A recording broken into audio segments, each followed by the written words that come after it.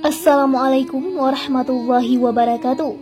Sahabat Kepoin Islam yang beriman, setelah membahas kisah Nabi Daud, selanjutnya kita paparkan kisah Nabi Sulaiman alaihissalam yang termasuk ke dalam 25 nabi dan rasul yang wajib untuk diketahui. Al-Hafiz Ibnu As-Sagir menyampaikan, ia adalah Sulaiman bin Daud bin Aisyah bin Uwaid bin Abir bin Salmun bin Nakshun bin Umaynah Adab bin Iram bin Hashrun bin Faris bin Yahuza bin Yakub bin Ishak bin Ibrahim Abu Rabi, Nabi Allah, putra Nabi Allah. Disebutkan dalam sebagian athar, ia pernah memasuki Damaskus. Ibnu Makulah menyebut Faris. Ia menyebut nasab Daud hampir sama seperti yang disebutkan Ibnu As-Sagir di atas. Allah Subhanahu wa Ta'ala berfirman, dan Sulaiman telah mewarisi Daud, dan dia Sulaiman berkata, wahai manusia, kami telah diajari bahasa burung dan kami diberi segala sesuatu. Sungguh semua ini benar-benar karunia yang nyata. Quran Surah An-Naml ayat 16, yaitu mewarisi kenabian dan kekuasaan, bukan mewarisi harta benda, karena Daud memiliki anak selain Sulaiman. Sehingga tidak patut bagi Daud menyerahkan seluruh harta kekayaan hanya untuk Sulaiman saja, tanpa menyertakan anak-anaknya yang lain. Di samping itu, disebutkan dalam kitab Sahih melalui beberapa jalur dari sejumlah sahabat, Rasulullah SAW bersabda, kami atau para nabi tidak diwarisi. Apa yang kami tinggalkan adalah sedekah. Riwayat lain menyebut kami para nabi tidak diwarisi. Rasulullah mengabarkan bahwa harta benda para nabi tidak diwarisi seperti halnya orang lain. Setelah meninggal, harta benda mereka adalah sedekah untuk orang-orang fakir dan yang memerlukan bantuan, tidak secara khusus diberikan kepada sanak kerabat, karena dunia bagi mereka sangat hina dan tiada harganya. Sama halnya bagi Rob yang mengutus, memilih, dan memberi mereka kelebihan. Sulaiman berkata, wahai manusia, kami telah diajari bahasa burung dan kami diberi segala sesuatu, yaitu Sulaiman menguasai bahasa-bahasa burung dan menerjemahkan maksud dan keinginan mereka kepada manusia. Al-Hafiz Abu Bakar Al-Baihaqi menuturkan, Abu Abdullah Al-Hafiz memberitakan kepada kami, Ali bin Hashad memberitakan kepada kami, Ismail bin Qutaibah bercerita kepada kami, Ali bin Qudamah bercerita kepada kami, Abu Ja'far Al-Aswani yaitu Muhammad bin Abdurrahman bercerita kepada kami. Dari Abu Ya'qub Al-Ama, Abu Malik bercerita kepadaku, ia berkata, suatu ketika Sulaiman bin Daud melintasi seekor burung pipit jantan terbang mengelilingi seekor burung pipit betina. Sulaiman kemudian berkata kepada para sahabatnya, tahukah kalian apa yang dikatakan burung itu? Mereka balik bertanya, apa yang dia katakan wahai Nabi Allah? Sulaiman berkata, dia meminangnya untuk ia nikahi dan berkata, menikahlah denganku. Aku akan menempatkanmu di kamar-kamar Damaskus manapun yang kau suka. Sulaiman berkata, karena kamar-kamar Damaskus dibangun dengan batu-batu keras, tak seorang pun bisa menempatinya. Setiap peminang memang pendusta. Hadis riwayat Ibnu As-Sagir dari Abu Qasim Zahir bin Tahir dari Al-Baihaqi dengan matan yang sama. Sulaiman juga menguasai bahasa binatang-binatang lain dan berbagai jenis makhluk. Dalilnya adalah kata-kata Sulaiman setelah ayat-ayat di atas, dan kami diberi segala sesuatu, yaitu apapun yang diperlukan seorang raja, seperti pasukan, alat-alat perang, prajurit-prajurit dari golongan jin, manusia, burung, binatang liar, setan, ilmu, pemahaman, bisa mengungkapkan isi hati seluruh makhluk yang berbicara ataupun yang tidak. Setelah itu Sulaiman berkata, sungguh semua ini benar-benar karunia yang nyata, yaitu karunia dari pencipta seluruh makhluk, pencipta bumi dan langit, seperti yang Allah firmankan, dan untuk Sulaiman dikumpulkan bala tentaranya dari jin, manusia dan burung, lalu mereka berbaris dengan tertib, hingga ketika mereka sampai di lembah semut, berkatalah seekor semut, wahai semut-semut, masuklah ke dalam sarang-sarangmu, agar kamu tidak diinjak oleh Sulaiman dan bala tentaranya, sedangkan mereka tidak menyadari. Maka dia Sulaiman tersenyum lalu tertawa karena mendengar perkataan semut itu, dan dia berdoa, "Ya Robku, anugerahkanlah aku ilham untuk tetap mensyukuri nikmat-Mu yang telah Engkau anugerahkan kepadaku dan kepada kedua orang tuaku, dan agar aku mengerjakan kebajikan yang Engkau ridhai, dan masukkanlah aku dengan rahmat-Mu ke dalam golongan hamba-hamba-Mu yang saleh." Quran Surah An-Naml ayat 17 sampai dengan 19. Allah mengabarkan tentang hamba dan nabinya, putra seorang nabi, Sulaiman bin Daud alaihissalam. Suatu ketika, ia bergerak bersama seluruh pasukannya dari golongan jin, manusia dan burung. Jin dan manusia berjalan bersamanya. Sementara itu, burung-burung terbang menaungi dengan sayap-sayapnya, agar Sulaiman dan seluruh pasukannya tidak terkena terik sinar matahari dan lainnya. Masing-masing dari ketiga pasukan ini ada komandan yang mengatur dari barisan paling depan hingga ke belakang. Tidak ada satu prajurit pun yang maju ataupun mundur dari posisinya. Seekor semut memerintahkan dan meminta seluruh anak buahnya agar tidak terinjak oleh Sulaiman dan pasukannya tanpa mereka sadari. Wahab menuturkan, Sulaiman melintas di atas hamparan di lembah Taif, dan seekor semut tersebut bernama Jarsa. Ia berasal dari kabilah semut bernama Bani Syaisaban. Semut tersebut pincang dan besarnya seukuran seekor serigala. Semua penuturan Wahab ini perlu dikaji lebih dalam.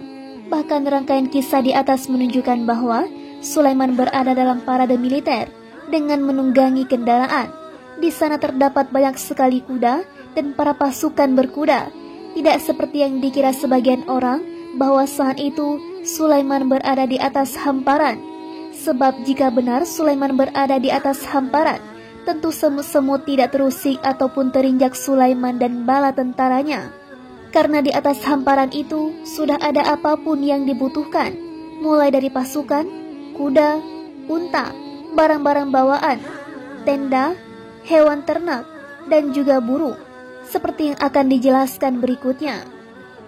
Intinya, Sulaiman mengerti kata-kata yang disampaikan semut tersebut untuk seluruh populasinya. Sulaiman mengerti pandangan tepat dan perintah terpuji yang disampaikan semut tersebut. Sulaiman tersenyum melihat hal itu sebagai wujud gembira dan senang atas ilmu yang diberikan Allah padanya secara khusus yang tidak diberikan pada yang lain. Tidak seperti yang dikatakan sebagian orang bodoh bahwa sebelumnya hewan-hewan berbicara kepada Sulaiman juga yang lain. Namun Sulaiman bin Daud kemudian mengambil perjanjian kepada seluruh hewan untuk tidak lagi berbicara kepada manusia setelah itu. Hal tersebut adalah lelucon yang hanya dikatakan oleh mereka yang tidak punya ilmu. Andai benar seperti itu, tentu tidak ada keistimewaan apapun bagi Sulaiman yang memahami kata-kata semut tersebut. Toh yang lain juga memahami kata-kata semut itu. Jika Sulaiman mengambil perjanjian dari para hewan untuk tidak lagi berbicara pada orang lain, sehingga hanya ia sendiri yang mengerti bahasa hewan, ini juga tidak ada manfaatnya. Karena itu Sulaiman mengucapkan, "Ya Robku, anugerahkanlah aku ilham, yaitu berikan aku ilham dan tuntunlah aku untuk tetap mensyukuri nikmat-Mu yang telah Engkau anugerahkan kepadaku dan kepada kedua orang tuaku, dan agar aku mengerjakan kebajikan yang Engkau ridhai, dan masukkanlah aku dengan rahmat-Mu ke dalam golongan hamba-hamba-Mu yang saleh." Sulaiman memohon kepada Allah untuk menuntunnya selalu bersyukur atas segala nikmat yang ia karuniakan padanya, juga keistimewaan yang hanya ia berikan padanya. Memohon agar diberi kemudahan menjalankan amal saleh, dan saat wafat nanti ia memohon agar dikumpulkan bersama hamba-hambanya yang saleh. Allah memperkenalkan doa Sulaiman ini. Yang dimaksud kedua orang tua Sulaiman adalah Daud dan ibunya. Ibu Sulaiman termasuk seorang wanita ahli ibadah dan saleha, seperti yang disampaikan Sunaid bin Daud dari Yusuf bin Muhammad bin Munkadir, dari ayahnya, dari Jabir, dari Nabi SAW. Beliau menuturkan, Ibunda Sulaiman bin Daud berkata, "Wahai anakku, jangan banyak-banyak tidur pada malam hari, karena banyak tidur pada malam hari membuat seorang hamba fakir pada hari kiamat kelak." Hadis riwayat Ibnu Majah dari 4 syekhnya, dari Jabir dengan matan yang sama. Abdur Razak meriwayatkan dari Ma'mar dari Az-Zuhri, suatu ketika Sulaiman bin Daud pergi bersama para sahabatnya untuk meminta hujan. Lalu Sulaiman melihat seekor semut berdiri dengan mengangkat salah satu kakinya seraya meminta hujan. Sulaiman lalu berkata kepada para sahabatnya, "Pulanglah kalian sudah diberi hujan." Semut itu meminta hujan dan doanya sudah dikabulkan. Ibnu Asakir menyatakan, hadis ini juga diriwayatkan secara marfu tanpa menyebut Sulaiman. Setelah itu Ibnu Asakir menyebutkan hadis ini dari jalur Muhammad bin Aziz, dari Salamah bin Rau bin Khalid, dari Uqail, dari Ibnu Syihab.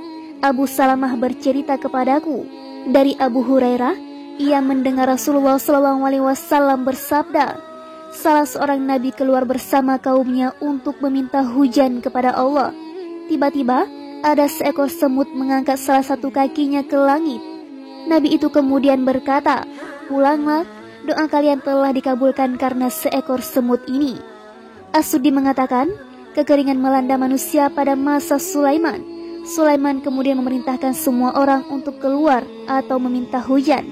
Tanpa diduga, ada seekor semut yang tengah berdiri di atas dua kaki menengadahkan kedua tangannya sambil mengucapkan, "Ya Allah, hamba ini adalah salah satu makhlukmu yang amat memerlukan karuniamu."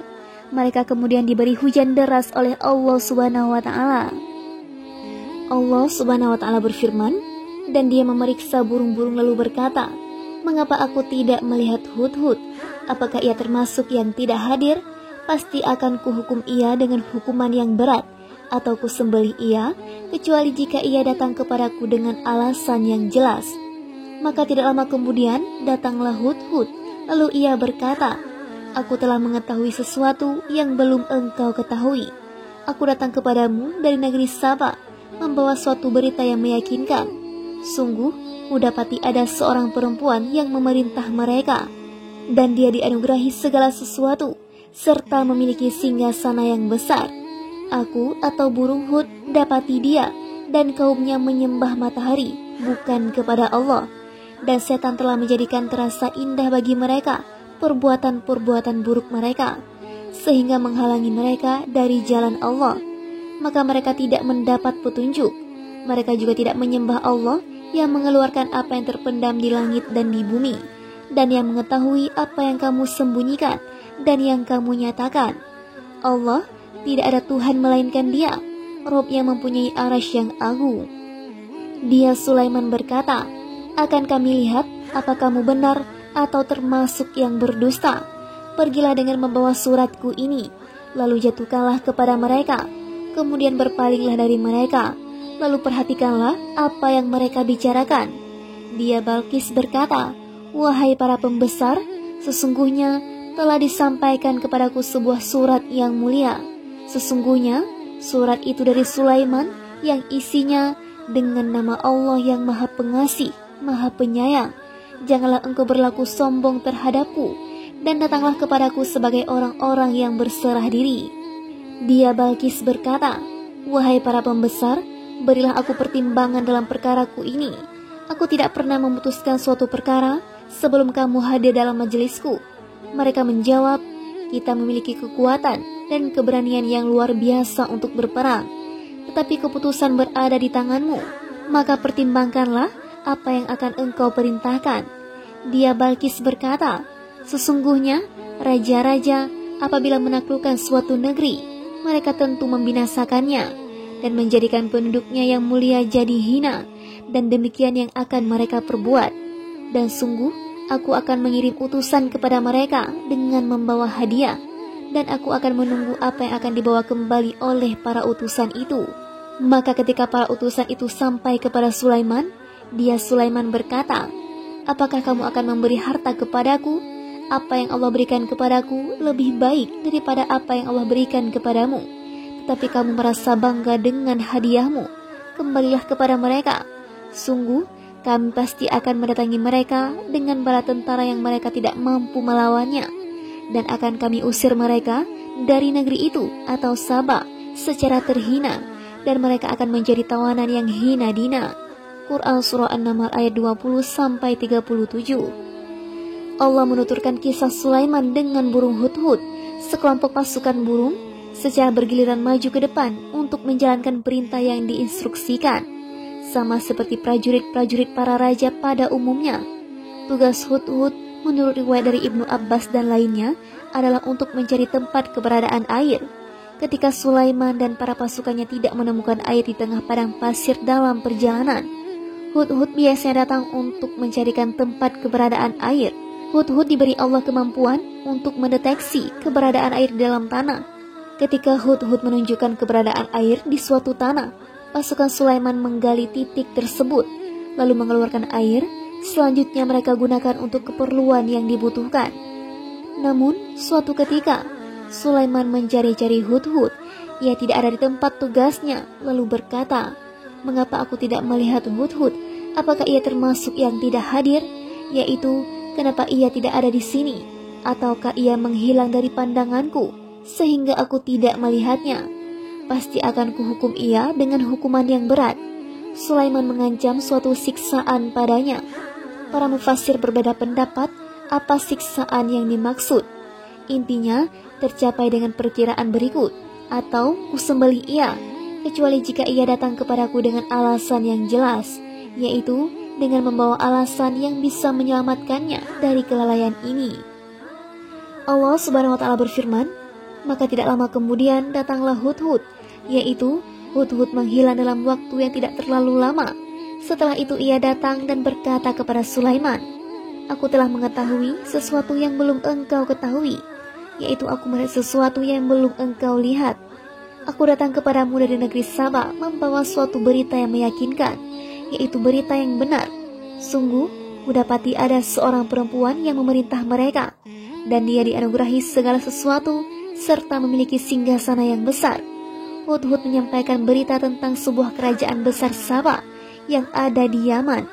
Kerajaan Saba pada masa itu beralih ke tangan seorang putri raja yang ia angkat sebagai penggantinya, karena ia tidak memiliki keturunan lain selain putri sematawayangnya itu.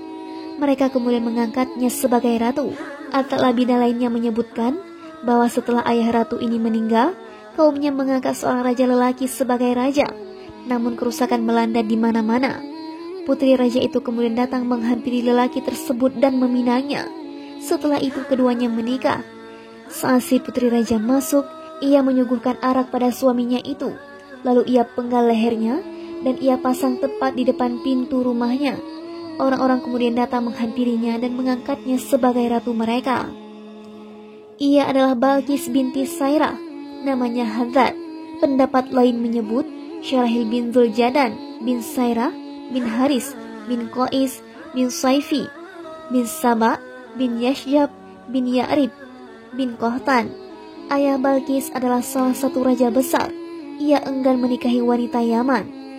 Menurut salah satu sumber, ia menikahi seorang wanita dari bangsa jin bernama Raihanah binti Sakan, lalu melahirkan seorang anak perempuan bernama Talqamah, atau yang disebut sebagai Balqis.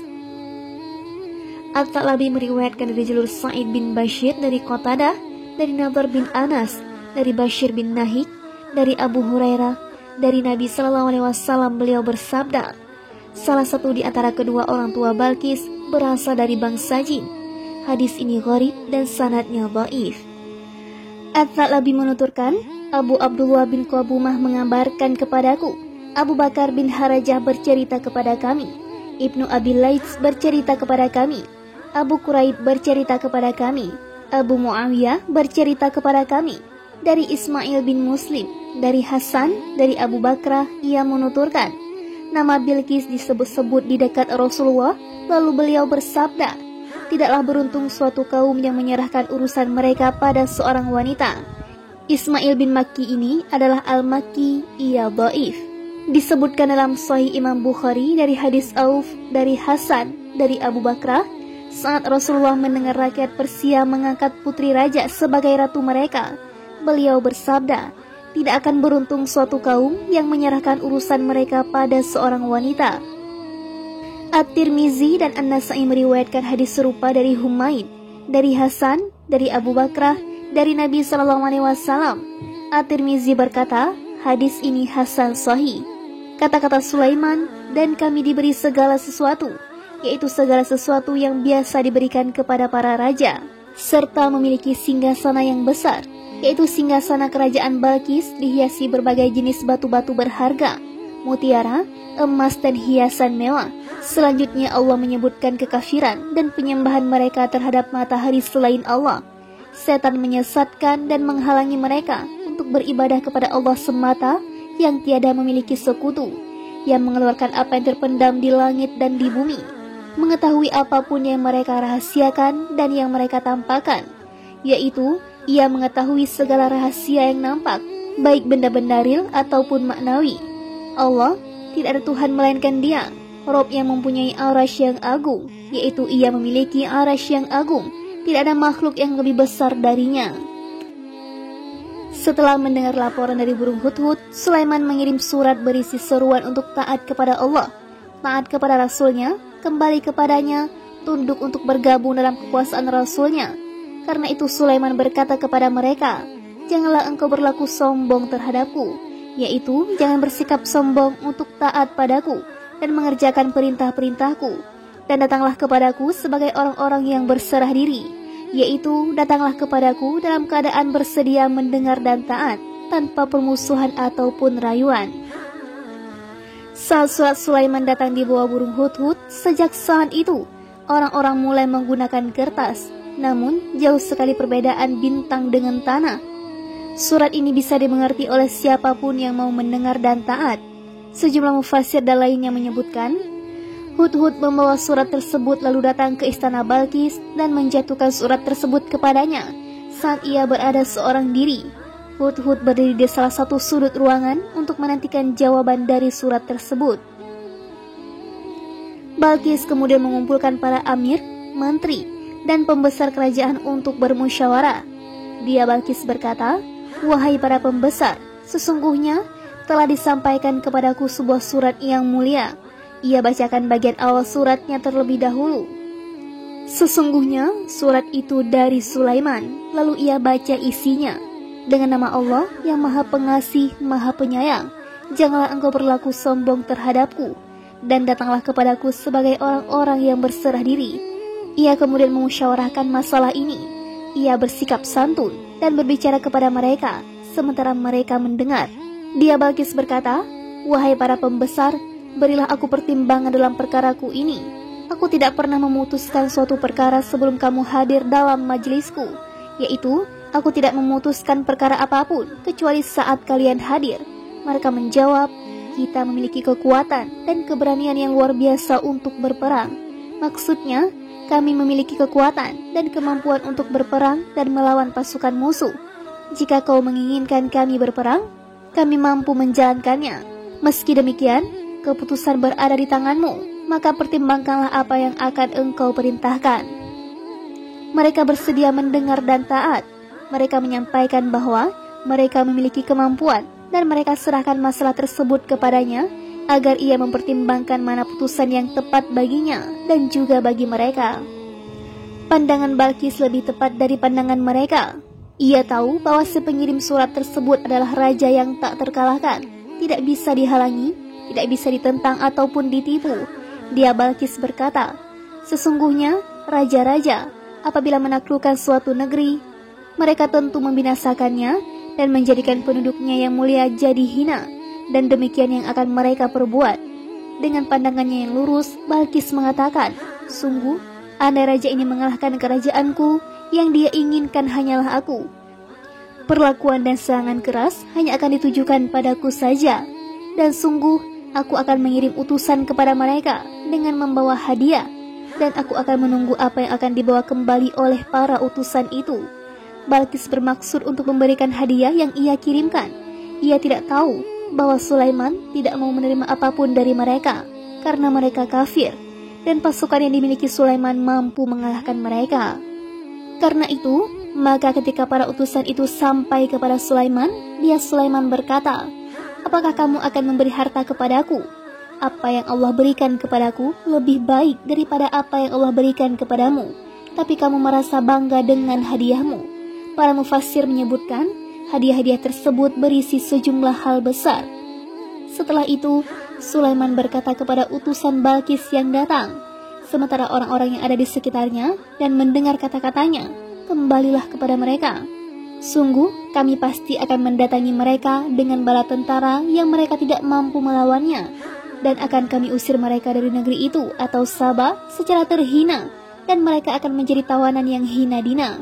Sulaiman berkata, bawa kembali hadiah yang diutus oleh orang yang memberikannya ini, karena harta benda, hadiah, dan pasukan yang diberikan Allah kepadaku jauh berlipat kali dari hadiah ini, jauh lebih baik dari apa yang membuat kalian membanggakan diri di atas sesama manusia. Sungguh, kami pasti akan mendatangi mereka dengan bala tentara yang mereka tidak mampu melawannya, yaitu aku akan mengirim pasukan yang tidak akan bisa mereka lawan, cegah, dan mereka perangi.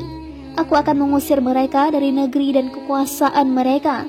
Aku akan memperlakukan mereka dan negeri mereka secara hina, dan mereka akan menjadi tawanan yang hina dina, yaitu hina dina, aib, dan hancur. Saat mereka mendengar kata-kata Nabi Allah itu, mereka tidak bisa berbuat apapun selain mendengar dan taat. Mereka segera memenuhi seruan Sulaiman, hingga seluruh orang kerajaan mau mendengar, taat, dan tunduk. Saat Sulaiman mendengar kedatangan mereka kepadanya, ia berkata kepada golongan jin yang ditunjukkan untuknya, seperti yang dikisahkan Allah dalam Al-Quran.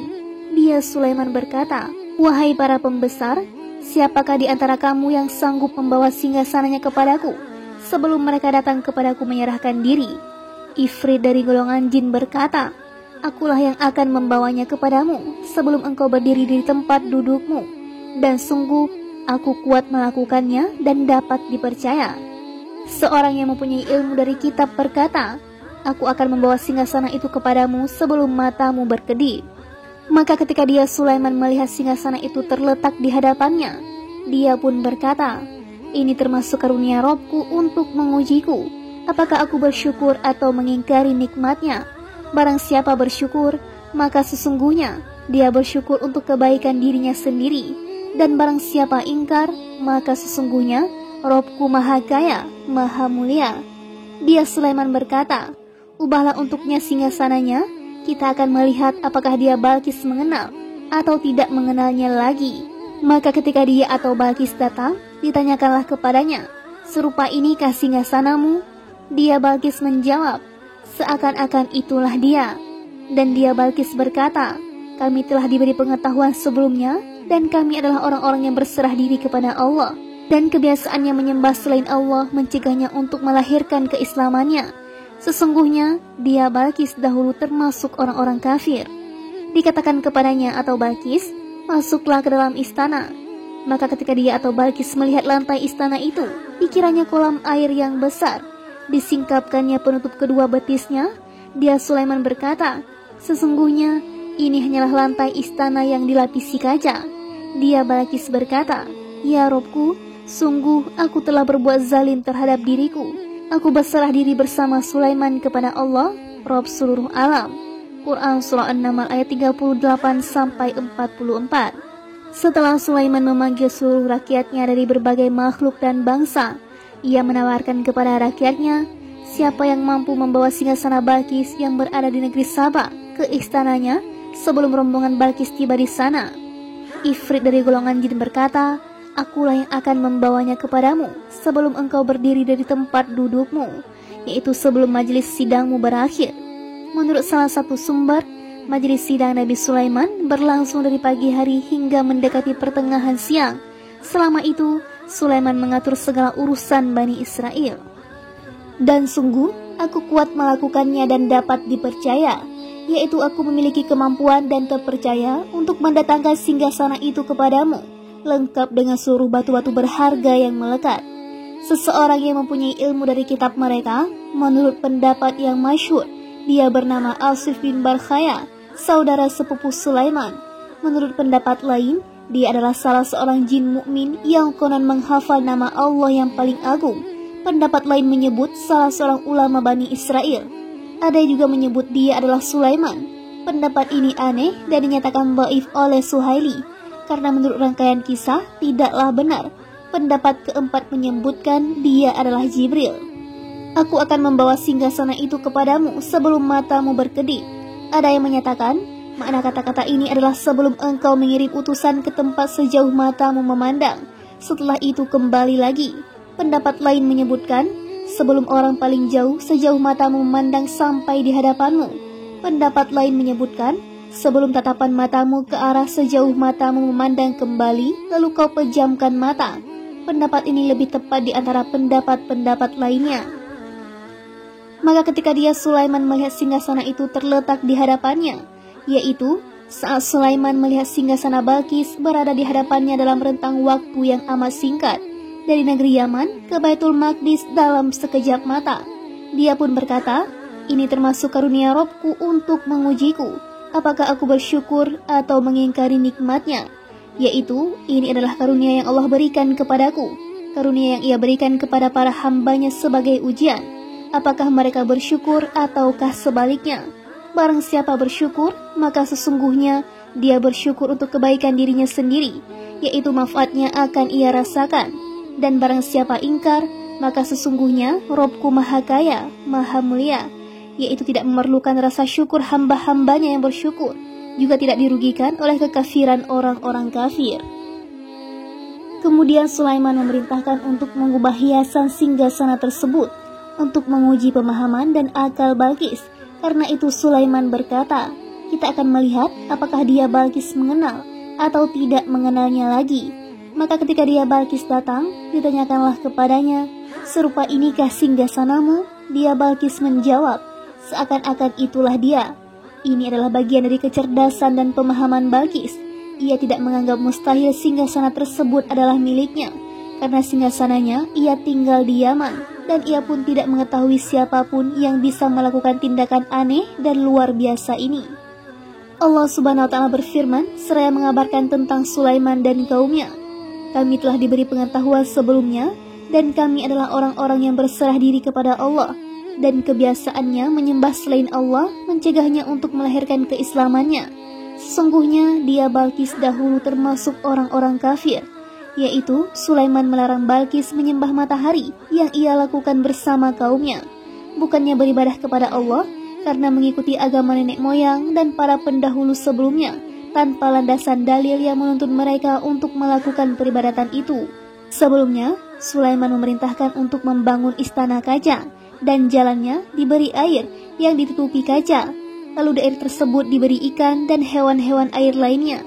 Kemudian Balqis diperintahkan untuk masuk istana, sementara Sulaiman duduk di atas singgasana kerajaannya.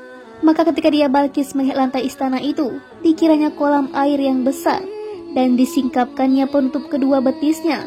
Dia Sulaiman berkata, sesungguhnya ini hanyalah lantai istana yang dilapisi kaca.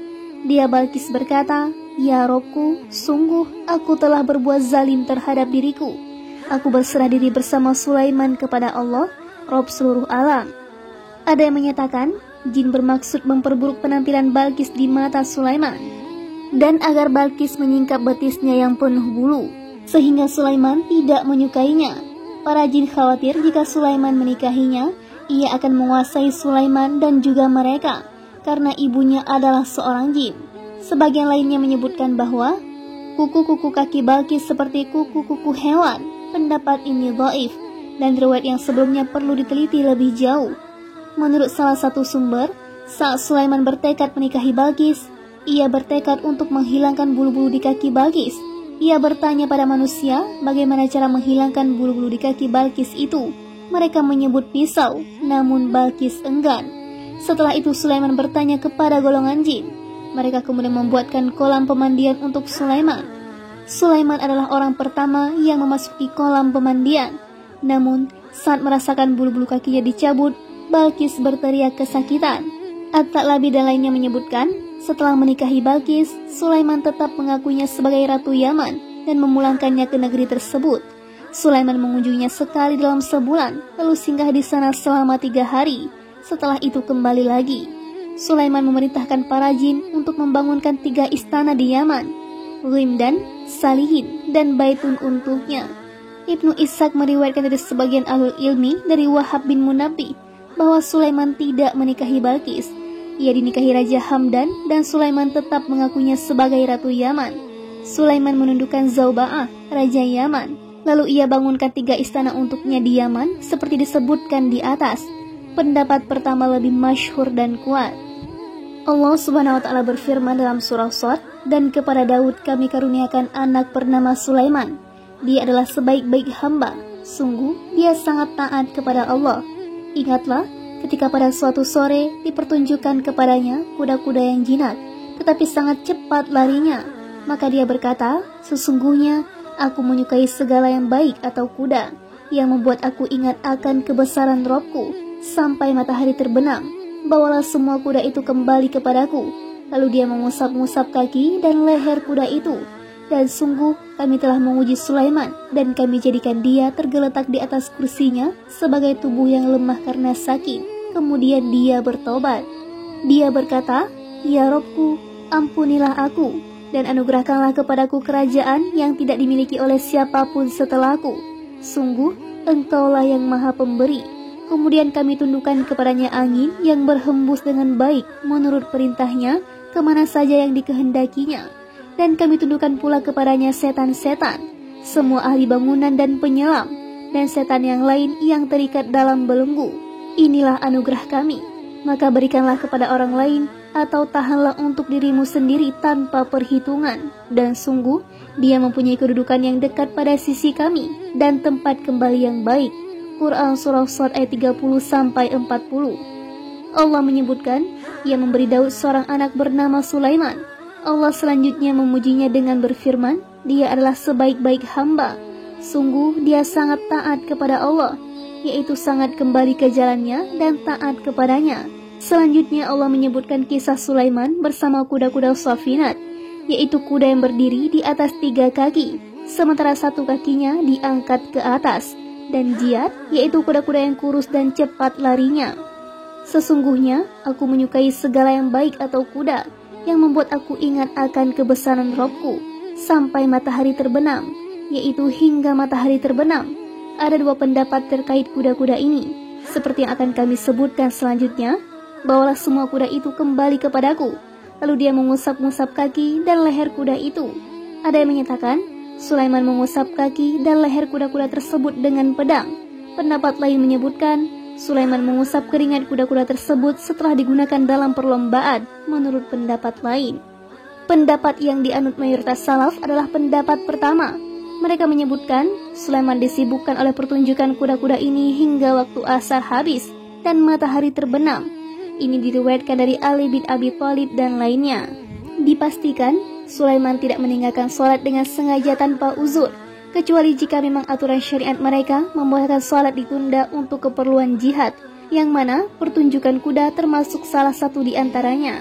Sekelompok ulama menyatakan Nabi SAW mengakhirkan sholat asar saat perang Khandaq. Ini disyariatkan pada waktu itu hingga dinasakh oleh sholat khauf. Demikian dinyatakan Asy-Sya'bi dan lainnya. Makhul dan Auza'i menyatakan bukan mansukh, tapi ini adalah hukum muhkam yang tetap berlaku sampai hari ini. Sholat boleh ditunda karena adanya uzur peperangan yang sengit. Yang lain berpendapat Nabi SAW mengakhirkan sholat asar saat perang Khandaq karena lupa. Berdasarkan pendapat ini, maka tindakan Sulaiman di atas juga harus diartikan karena lupa. Abu Daud meriwayatkan dalam sunannya, Muhammad bin Auf bercerita kepada kami, Sa'id bin Abu Maryam bercerita kepada kami, Yahya bin Ayyub memberitakan kepada kami, Umarah bin Ghaziyah bercerita kepadaku, bahwa Muhammad bin Ibrahim bercerita kepadanya, dari Muhammad bin Abu Salamah bin Abdurrahman, dari Aisyah, ia menuturkan, Rasulullah pulang dari perang Tabuk atau Khaybar. Saat itu, rak milik Aisyah tertutup kain. Angin berhembus lalu menyingkap sisi kain penutup hingga boneka-boneka mainan Aisyah terlihat. Beliau kemudian bertanya, ini apa Aisyah? Aisyah menjawab, anak-anak atau mainanku. Di antara boneka-boneka itu, beliau melihat kuda memiliki 2 sayap yang terbuat dari robekan-robekan kain. Beliau bertanya, apa yang ada di tengah-tengah mereka? Aisyah menjawab, kuda. Beliau kembali bertanya, lalu apa di tubuh kuda itu? Aisyah menjawab, 2 sayap. Beliau bertanya, kuda punya 2 sayap? Aisyah menjawab, apa kau tidak mendengar bahwa Sulaiman memiliki kuda-kuda yang bersayap? Beliau tertawa, hingga gigi geraham beliau nampak. Sebagian ulama menyatakan, karena Sulaiman meninggalkan kuda-kuda tersebut karena Allah. Allah menggantinya dengan sesuatu yang lebih baik, yaitu angin yang perjalanannya di waktu pagi sama dengan perjalanan sebulan, dan perjalanannya di waktu sore sama dengan perjalanan sebulan pula, seperti yang akan disampaikan berikutnya. Seperti yang disampaikan Imam Ahmad, Ismail bercerita kepada kami, Sulaiman bin Mughirah bercerita kepada kami, dari Humaid bin Hilal, dari Abu Qatadah dan Abu Dahma, keduanya sering bepergian menuju Baitullah. Keduanya berkata, kami menemui salah seorang badui, lalu si badui itu berkata, Rasulullah pernah menggandeng tanganku, lalu beliau mengajarkan sesuatu kepadaku yang diajarkan Allah pada beliau. Beliau bersabda, tidaklah engkau meninggalkan sesuatu pun karena takut kepada Allah Azza wa Jalla, melainkan Allah akan memberimu pengganti yang lebih baik darinya. Allah Subhanahu wa Ta'ala berfirman, dan sungguh kami telah menguji Sulaiman dan kami jadikan dia tergeletak di atas kursinya sebagai tubuh yang lemah karena sakit. Kemudian dia bertobat. Terkait ayat ini, Ibnu Jarir, Ibnu Abi Hatim, dan lainnya menyebutkan sejumlah athar dari beberapa salaf. Sebagian besar atau seluruh athar tersebut berasal dari kisah-kisah Israiliyat. Pada sebagian besar di antaranya terdapat kemungkaran berat. Inti kisah-kisah yang mereka sebutkan adalah Sulaiman tidak terlihat di singgasana kekuasaannya selama 40 hari. Lalu setelah itu ia kembali lagi. Saat kembali, ia memerintahkan untuk mendirikan Baitul Maqdis. Ia kemudian mendirikan Baitul Maqdis secara permanen dan kuat. Seperti yang telah kami sampaikan sebelumnya, Sulaiman hanya merenovasi Baitul Maqdis karena yang pertama kali menjadikan bangunan tersebut sebagai masjid adalah Israil alaihissalam. Seperti yang telah kami sampaikan sebelumnya, bersumber dari Abu Dzar, ia berkata, aku bertanya, wahai Rasulullah, apa masjid yang pertama kali dibangun? Beliau menjawab, Masjidil Haram. Aku bertanya lagi, lalu masjid apa? Beliau menjawab, Masjid Baitul Maqdis. Aku bertanya, berapa rentang waktu di antara keduanya? Beliau menjawab 40 tahun. Seperti diketahui, rentang waktu antara Ibrahim yang membangun Masjidil Haram dengan Sulaiman bin Daud lebih dari 1000 tahun. Karena itu, riwayat yang menyebut hanya terpaut rentang waktu 40 tahun, tinggalkan saja pendapat ini. Sulaiman meminta diberi kerajaan yang tidak patut dimiliki oleh siapapun sepeninggalnya. Permintaan ini ia ajukan setelah menyelesaikan pembangunan Baitul Maqdis. Imam Ahmad, An-Nasai, Ibnu Majah, Ibnu Khuzaimah, Ibnu Hibban, dan Hakim meriwayatkan dengan sanad masing-masing dari Abdullah bin Fairuz Ad-Dailami, dari Abdullah bin Amr bin Al-As. Ia berkata, Rasulullah SAW bersabda, seusai membangun Baitul Maqdis, Sulaiman meminta 3 hal kepada Rabb Azza wa Jalla. Allah mengabulkan 2 di antaranya, dan kami meminta semoga yang ketiga itu milik kami. Ia memohon putusan yang sesuai dengan putusannya. Allah mengabulkan permintaan ini. Ia memohon kerajaan yang tidak patut dimiliki siapapun setelahnya. Allah mengabulkan permintaan ini. Ia meminta padanya, siapapun orang yang keluar dari rumah hanya untuk sholat di masjid ini, ia terlepas dari kesalahannya seperti pada saat ia dilahirkan ibunya. Namun permintaan ini tidak dikabulkan. Kami berharap semoga Allah memberikan permintaan ketiga ini pada kita. Terkait putusan yang sesuai dengan putusan Allah, Allah memuji Sulaiman dan juga ayahnya dalam firman-Nya. Dan ingatlah kisah Daud dan Sulaiman ketika keduanya memberikan keputusan mengenai ladang, karena ladang itu dirusak oleh kambing-kambing milik kaumnya. Dan kami menyaksikan keputusan yang diberikan oleh mereka itu. Dan kami memberikan pengertian kepada Sulaiman tentang hukum yang lebih tepat. Dan kepada masing-masing kami berikan hikmah dan ilmu. Quran Surah Al-Anbiya ayat 78-79. Syurai Al-Qadi dan sejumlah salaf lain menyebutkan, kaum tersebut memiliki pohon anggur. Lalu kambing-kambing milik kaum lain merusaknya. Maksudnya, mereka mengembala kambing pada malam hari. Lalu kambing-kambing itu memakan pohon anggur hingga ludes. Mereka kemudian mengajukan permasalahan ini kepada Daud. Daud kemudian memutuskan kaum pemilik pohon-pohon anggur tersebut mendapat ganti rugi.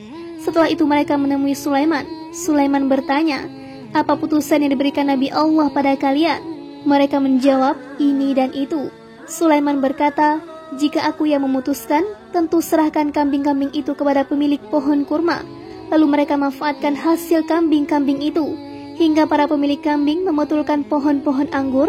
Setelah itu, kambing-kambing diserahkan kembali kepada para pemiliknya. Putusan tersebut sampai juga di telinga Daud. Lalu Daud memutuskan seperti putusan Sulaiman. Riwayat senada juga disebutkan dalam kitab Sahihain dari Abu Zinad, dari Al-A'raj, dari Abu Hurairah. Ia berkata, Rasulullah SAW bersabda, suatu ketika ada dua wanita membawa anak masing-masing. Tanpa diduga, ada serigala menyerang lalu mengambil anak salah satu dari keduanya. Lalu ia merebut anak milik wanita yang satunya. Yang lebih tua berkata, yang dibawa serigala itu anakmu. Wanita yang lebih muda berkata, bukan anakku yang dibawa, tapi anakmu. Keduanya kemudian mengajukan perkara ini ke hadapan Daud. Lalu Daud menyerahkan anak tersebut untuk wanita yang lebih tua. Keduanya kemudian pergi lalu menemui Sulaiman. Sulaiman berkata, ambilkan pisau, aku akan membelah anak ini menjadi dua. Masing-masing dari kalian berdua mendapat sebelah. Wanita yang lebih muda berkata, semoga Allah merahmatimu, dia anaknya. Akhirnya Sulaiman memutuskan menyerahkan anak tersebut pada wanita yang lebih muda. Sepertinya, kedua putusan ini berlaku dalam syariat mereka. Namun putusan yang disampaikan Sulaiman lebih kuat.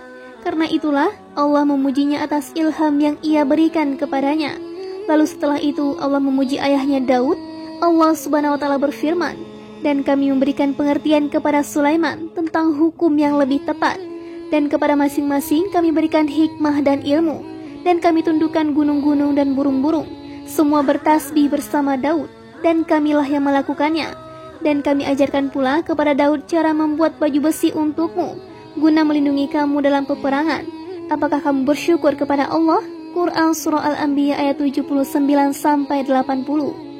Selanjutnya Allah Subhanahu wa taala berfirman, dan kami tundukkan untuk Sulaiman angin yang sangat kencang, yaitu kami tundukkan untuk Sulaiman angin kencang, tiupannya yang berhembus dengan perintahnya ke negeri yang kami beri berkah kepadanya, dan kami maha mengetahui segala sesuatu.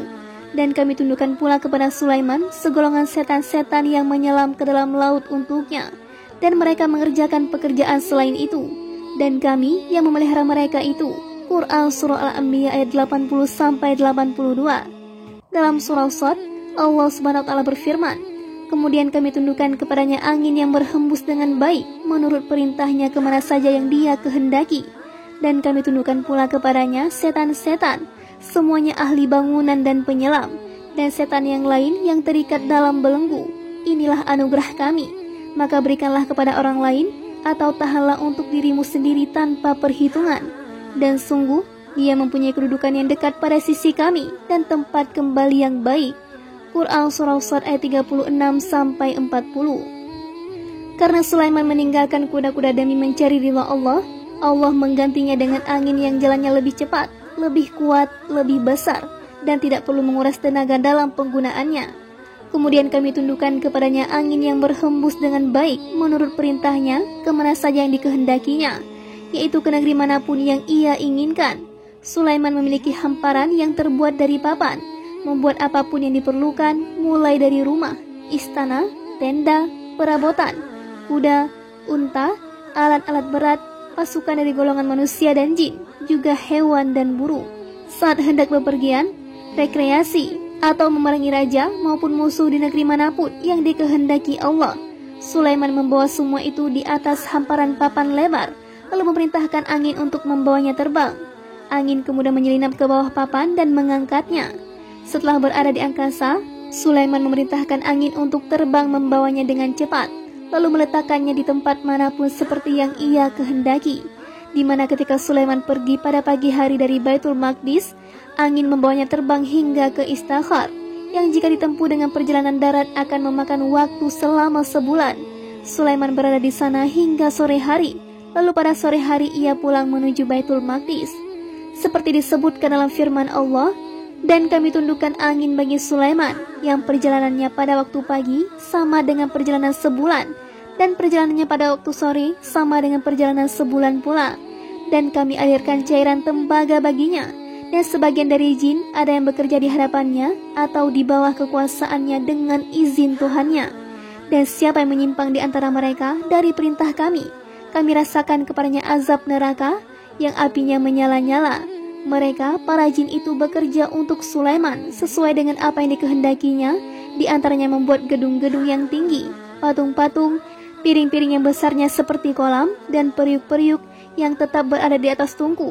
Bekerjalah wahai keluarga Daud untuk bersyukur kepada Allah, dan sedikit sekali dari hamba-hambaku yang bersyukur. Quran Surah Saba ayat 12 sampai dengan 13. Hasan al-Basri mengatakan, Sulaiman pergi pada pagi hari dari Damaskus lalu turun di Istakhar, lalu sarapan di sana.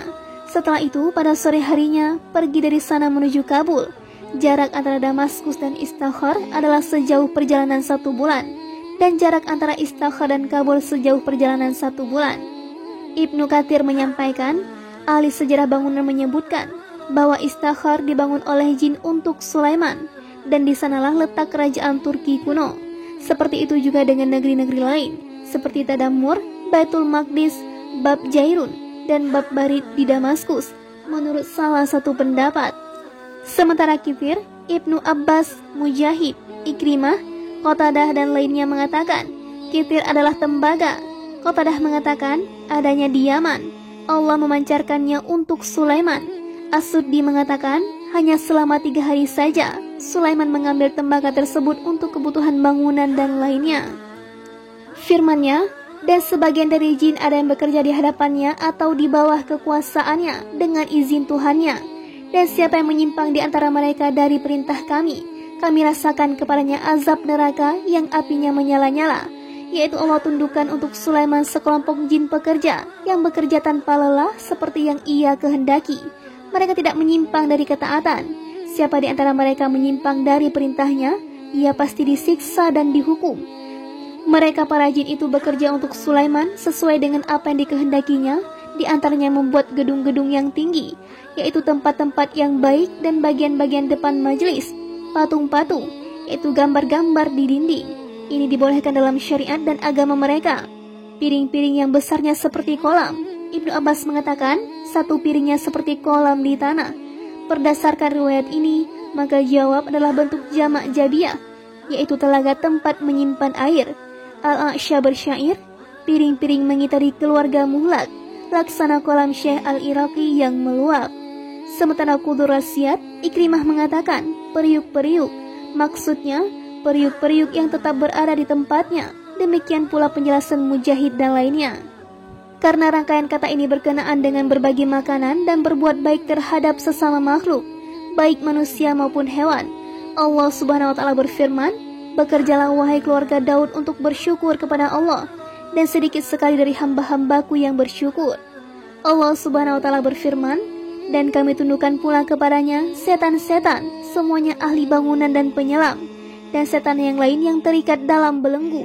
Yaitu di antara mereka ada yang ditundukkan Sulaiman sebagai ahli bangunan, sebagian lainnya ia perintahkan menyelam untuk mengeluarkan batu-batu berharga dan mutiara yang tidak didapatkan di tempat lain selain dari sana.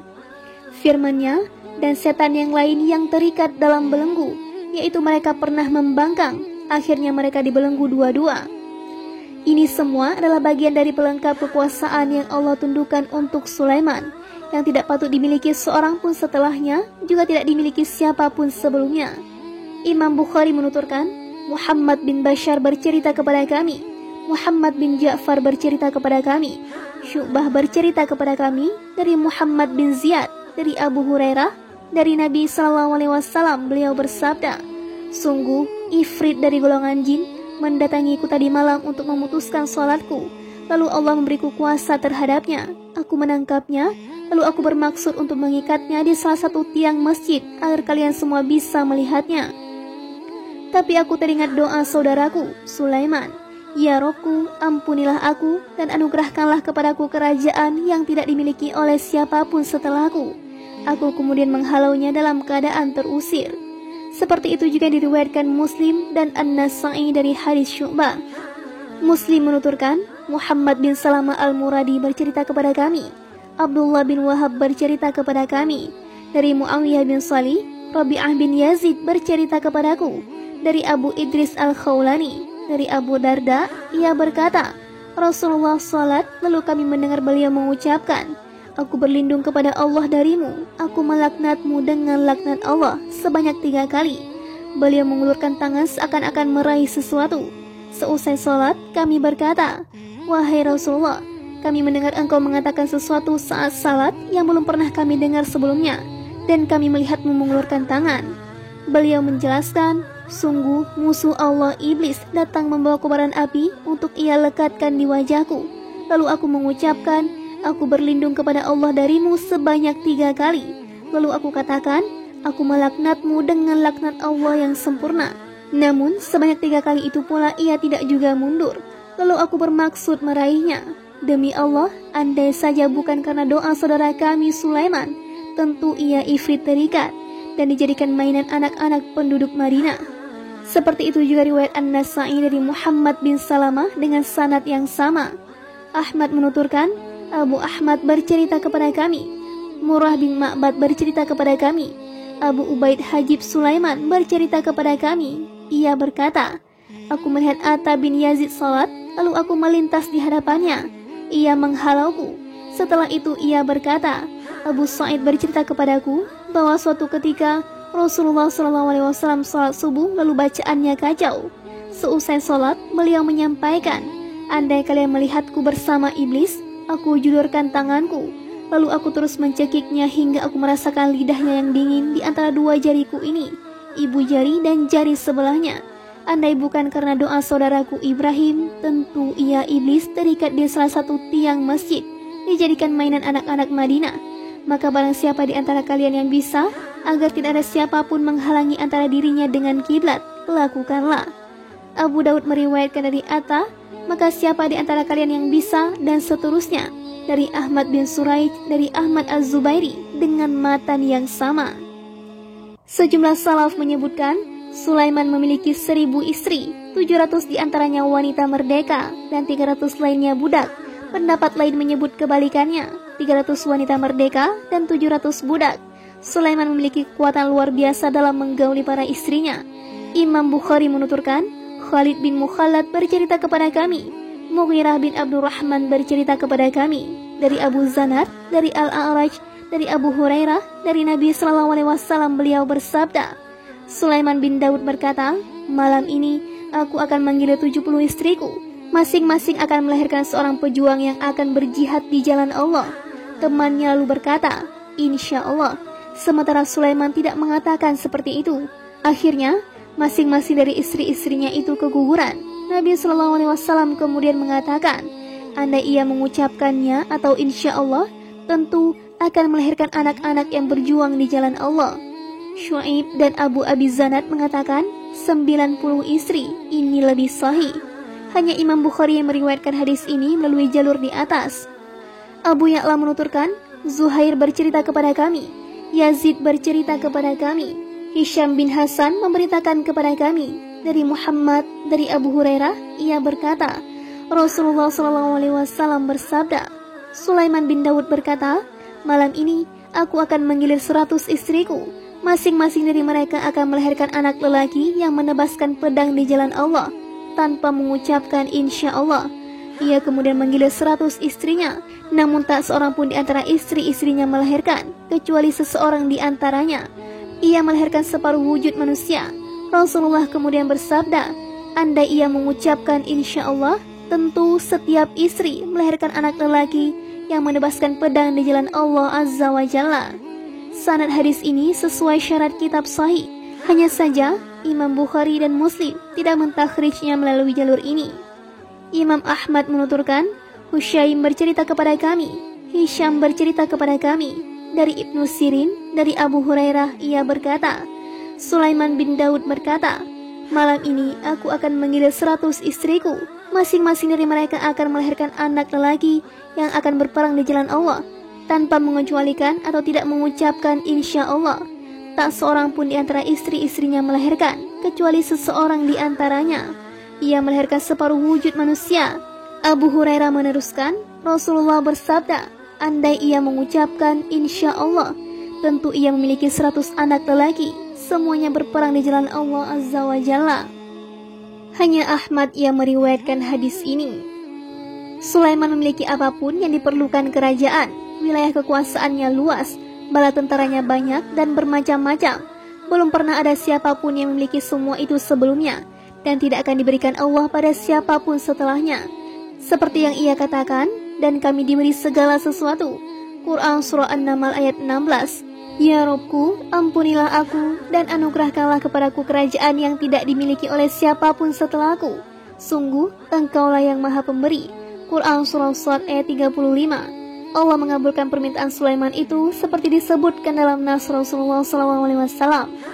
Setelah Allah menyebut beragam nikmat sempurna dan agung yang Ia anugerahkan kepadanya, Allah berfirman, inilah anugerah kami, maka berikanlah kepada orang lain atau tahanlah untuk dirimu sendiri tanpa perhitungan. Yaitu berilah siapapun yang kau kehendaki dan jangan kau beri siapapun yang kau kehendaki. Kau tidak akan dihisap karena hal itu. Artinya, gunakan harta seperti yang kau inginkan, karena Allah telah mengizinkanmu menggunakan semua itu, dan Ia tidak akan menghisapmu atas hal itu. Seperti itulah perihal Nabi dan Raja. Berbeda dengan hamba dan Rasul, Ia hanya memberi seseorang sesuai izin Allah. Nabi kita, Muhammad SAW, pernah dipersilakan memilih antara dua kedudukan tersebut. Beliau lebih memilih menjadi hamba dan Rasul. Sebagian riwayat menyebutkan, Ia meminta pendapat Jibril terkait pilihan tersebut. Lalu Jibril mengisyaratkan agar beliau bersikap tawadhu. Beliau kemudian memilih untuk menjadi hamba dan Rasul. Sepeninggal beliau, Allah menjadikan khilafah dan kerajaan di tengah-tengah umat beliau hingga hari kiamat, sehingga akan selalu ada sekelompok di antara mereka yang meraih kemenangan atau di atas kebenaran hingga kiamat terjadi.